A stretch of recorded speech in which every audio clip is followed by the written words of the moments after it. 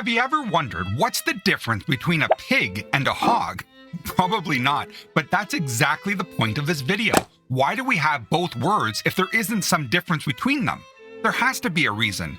English is packed with words like this, words that look like synonyms, but aren't actually synonyms. You could call them near synonyms, or verbal twins, or semantic cousins. Most of us use them interchangeably all the time, and usually that's just fine. I know I do. But I also realize that even though their meanings must overlap somehow, there must be a distinction between them. It's like, what's the difference between an error and a mistake? Or a client and a customer? Or soap and detergent? Or, and this is a good one, a quack and a charlatan? What piques my curiosity is to learn the real distinction between them in order to be not just more precise in my language, but also out of mere curiosity. I enjoy trivia like this, so I can be wise to the words.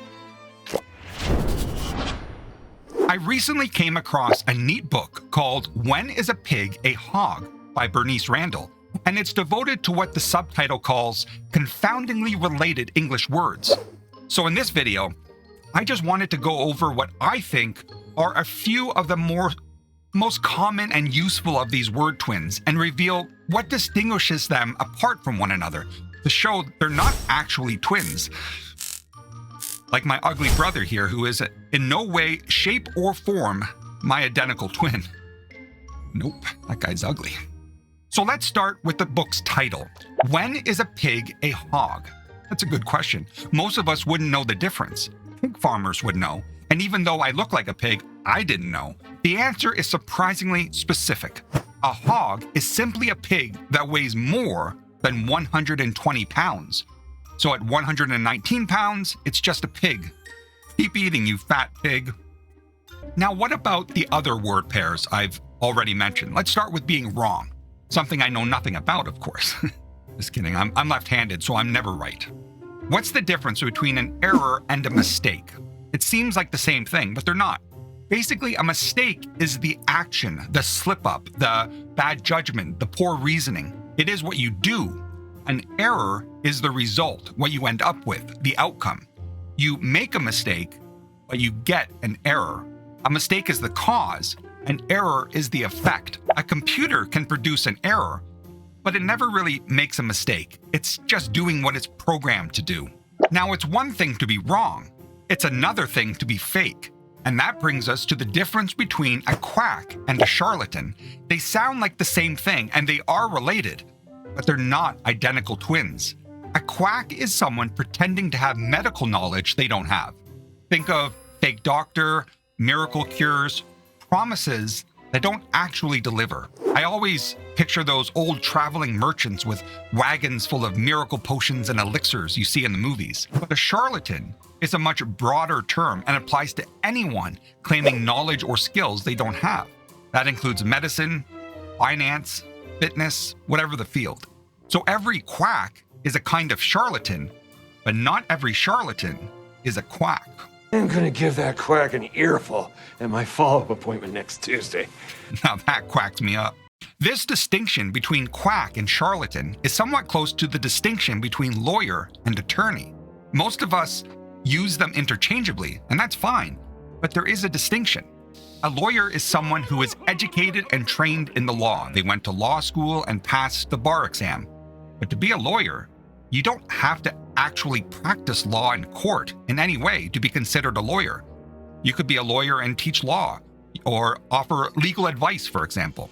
An attorney, however, is a lawyer who actually practices the law in court on behalf of clients.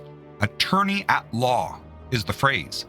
The word lawyer has Middle English origins, whereas attorney has French origins. Attorney meant one appointed by another to act in his place, someone appointed or turned to. So again, every attorney is a lawyer, but not every lawyer is an attorney. And the truth shall set you free. The same pattern appears with doctor and physician. A doctor is anyone who holds a doctoral degree, but a physician is a medical professional who treats patients. All physicians are doctors, but not all doctors are physicians. It's important. Now, what about a client and a customer? Do you know the difference? I never realized the difference before. I didn't understand the distinction. They sound interchangeable, but they're not quite the same. A customer is someone who makes a transaction. They buy something and then they leave, and that's it, more or less. A client, however, is different. A client enacts a kind of relationship with someone who provides them with a service. A lawyer, for example. There's trust involved, responsibility, advice, etc. Basically, a customer buys a product, but a client receives a service. I'm sure there's examples where the borderline is very gray, but that's the distinction. Now, what's the difference between an award, a reward, and a prize? Identical triplets? Not quite. A reward is given because of something you did, an action, an effort, good behavior, for example. You gave a tip to the police that resulted in them capturing their most wanted fugitive. An award is something you're given in recognition of some achievement or excellence. And a prize is something you win either through a contest, competition, or just luck. Now, what about opponent and enemy? Again, they're not the same thing. An opponent is not necessarily your enemy. An opponent is someone you compete against under shared rules. An opponent can be your friend, like in a baseball game or a board game. An enemy is someone you're in open hostility with. Perhaps violence is even involved. Now, what about soap and detergent? I didn't realize there's actually a distinction for the longest time.